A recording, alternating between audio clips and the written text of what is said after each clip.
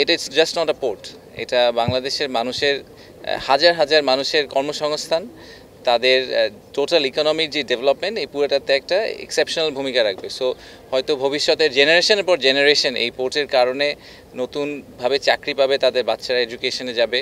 So this is one journey, যেই জার্নির ভিতর আমরা যারা পার্ট হতে পাওয়ার সুযোগ পাচ্ছি, আমরা we are becoming part of history.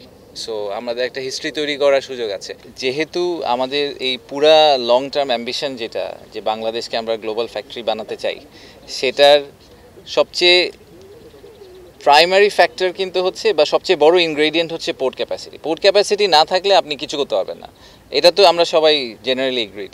এবং যেহেতু আমাদের পোর্ট ক্যাপাসিটি লিমিটেড, আমাদের পোর্ট ক্যাপাসিটি কিন্তু শুনে মনে হয় যে আমরা 6 গুণ করে ফেলবো, বাট সেই 6 গুণ করার পরেও আমরা ভিয়েতনামের ধারের কাছেও যাব না। ভিয়েতনামে টোটাল 44 পোর্টস, আমাদের এখানে হবে হচ্ছে গিয়ে 5টা বা 6টা পোর্ট, রাইট? মাতারবাড়ি ধরে যদি আপনি হিসাব করেন, মংলা ধরে হিসাব করেন। সো পোর্ট ক্যাপাসিটি আমাদের স্টিল লিমিটেড। তো এই লিমিটেড পোর্ট ক্যাপাসিটিতে আমাদেরকে মোস্ট এফিশিয়েন্ট এবং বেস্ট ওয়েতে পোর্ট ম্যানেজ করতে হবে।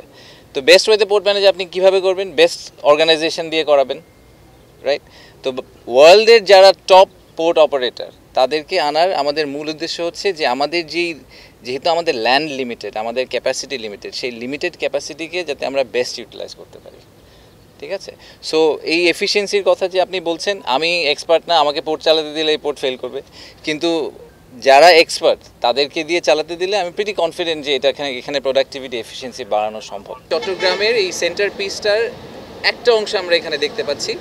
এই পোর্টটা আরও এফিসিয়েন্ট হবে, সাথে আরও অনেকগুলো পোর্ট দাঁড়িয়ে যাবে, and Chittagong will become basically the true commercial hub, যেটা আমরা সবসময় বলে আসছি যে ঢাকা হচ্ছে গিয়ে পলিটিক্যাল ক্যাপিটাল, ঢাকা হচ্ছে গিয়ে আমাদের ফাইন্যান্সিয়াল ক্যাপিটাল, বাট আমাদের কমার্শিয়াল ক্যাপিটাল যেটা, সেটা হবে চট্টগ্রাম, এবং এই ট্রেডের কারণেই হবে। তো আমি আশা করছি যে এই কর্মযজ্ঞ আরও বাড়বে।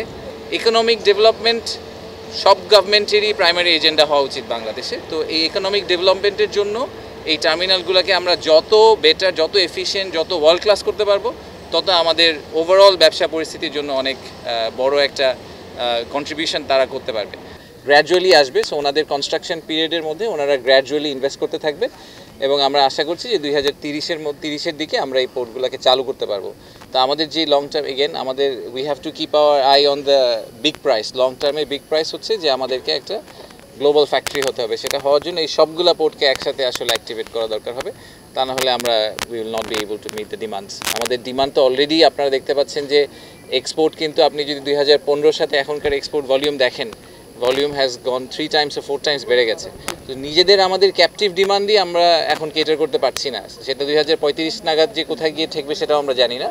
সো সেই হিসাবে আমাদের ডেফিনেটলি মনে হয় যে এই প্রজেক্টটা ইজ এ মাস্টার প্রজেক্ট। এটা আমাদের জন্য সবচেয়ে বড়, মানে চট্টগ্রাম এলাকার টার্মিনাল যে কটা প্রজেক্ট হচ্ছে তার মধ্যে এটাই সবচেয়ে বড়, সেটা আমাদের ফ্ল্যাগশিপ প্রজেক্ট, এবং এটা যখন হয়ে যাবে তখন এই এলাকার চেহারা আমরা আশা করছি কমপ্লিটলি চেঞ্জ হয়ে যাবে। বাট আমি যেই জিনিসটা একটু আগে জিজ্ঞেস করেছি, আমি বলবো যে এটা আমাদের কর্তৃপক্ষ সবারই একটু মাথায় রাখা দরকার। সেটা হচ্ছে যে 25,000 লোকের যদি কর্মসংস্থান হয়, তাদের সাথে 25,000 ফ্যামিলি, তার মানে আমরা তো ইজিলি বলছি 1 লাখ লোকের, জাস্ট মিনিমাম 1 লাখ লোকের কথা বলা হচ্ছে, যারা এডিশনাল এই চিটাগং শহর, এই এলাকায় এসে থাকা শুরু করবে, এই এলাকায় কাজ করবে।